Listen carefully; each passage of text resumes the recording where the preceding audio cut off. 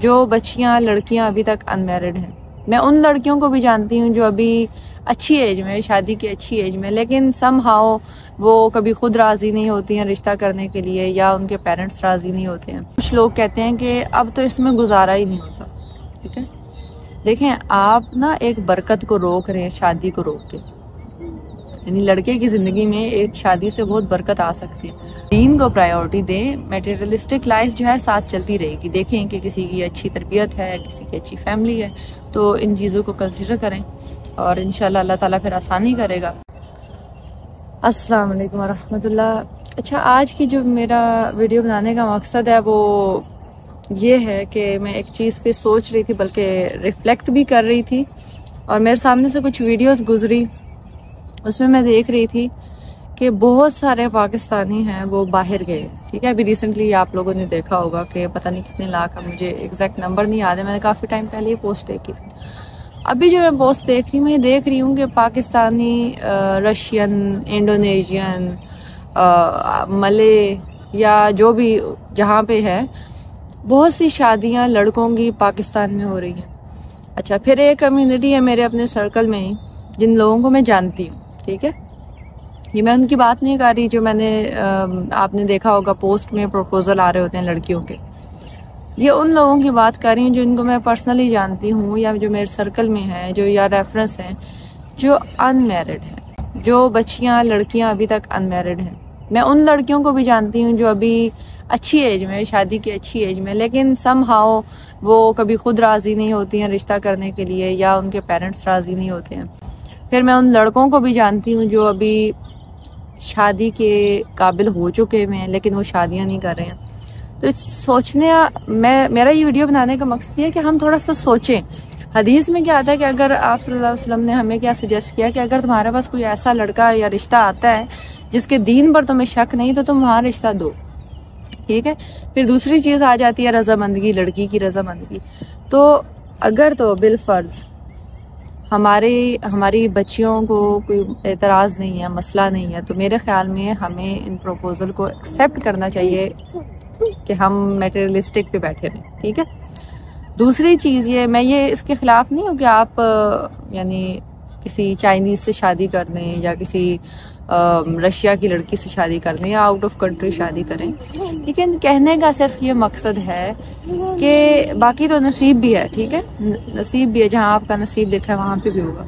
लेकिन इस चीज ने मुझे एक लम्हा फिक्रिया ये दिया है कि इतनी लड़कियां पाकिस्तान में बैठी हैं। ठीक है, और ऑलरेडी लड़कों की तादाद लड़कियों की निस्बत कम होती है। ठीक है, फिर दूसरी शादी को भी हम लोग कंसिडर नहीं करते, नॉर्मल कंसिडर नहीं करते हैं। तो ये लड़कियां जो इस टाइम पे बैठी हैं, अच्छी खासी पढ़ी लिखी, दीनी भी हैं, मैं जिनको जानती हूँ वो दीनी भी है, तो ये रिश्तों का क्या होगा फिर?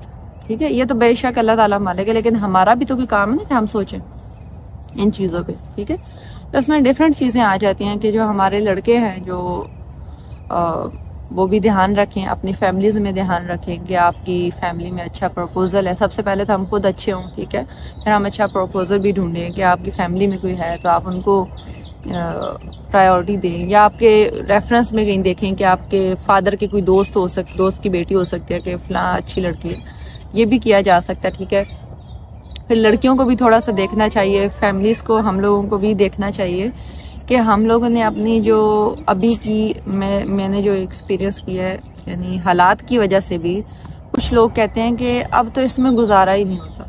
ठीक है, देखें, आप ना एक बरकत को रोक रहे हैं शादी को रोक के। यानी लड़के की जिंदगी में एक शादी से बहुत बरकत आ सकती है। लड़का रिस्पॉन्सिबल है, दीनी है, एक लेवल पे कमा रहा है, लेकिन आप एक किसी जवान लड़के से ये तो नहीं कंसीडर सोच सकते कि वो 70-80 साल के बाबे जितना कमा के बैठा हो। जाहिर है उसने अपना ग्रो करना है, सब कुछ करना है। तो दोनों साइड्स को सोचना चाहिए कि ये जो हमारी लड़कियों की तादाद बढ़ चुकी है ना, कि जो ऐसे बैठी हुई है, ठीक है, रिश्ते नहीं मिल रहे, तो हम लोगों को हर तरफ से सोचना चाहिए। ठीक है, कि हमारी कहाँ पे हम गलती कर रहे हैं, क्योंकि एक टाइम आता है, मैंने ऐसी भी वीडियोस देखी हैं कि लड़कियां खुद अपने मुंह से कह रही हैं कि हमें प्रपोजल की ज़रूरत है, या हमारी अब एज ये हो चुकी है। जाहिर है, आपको बताऊं, ये मेरा पर्सनल एक्सपीरियंस है, आफ्टर 27 to 30 मैंने देखा है कि लड़की को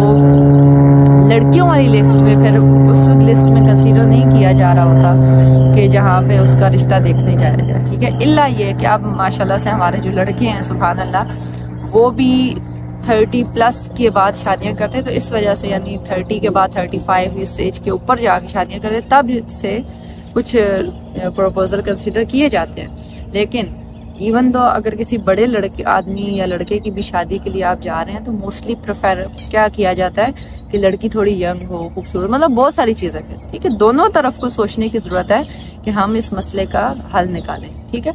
फिर एक और चीज मेरे जहन में अभी आ रही थी जो हाउस स्किप आउट हो रही है, तो हम लोगों को इन चीज़ों पे गौर व फिक्र करना चाहिए और दीन को प्रायोरिटी दें। मटेरियलिस्टिक लाइफ जो है साथ चलती रहेगी। देखें कि किसी की अच्छी तरबियत है, किसी की अच्छी फैमिली है, तो इन चीज़ों को कंसिडर करें और इंशाल्लाह अल्लाह ताला फिर आसानी करेगा।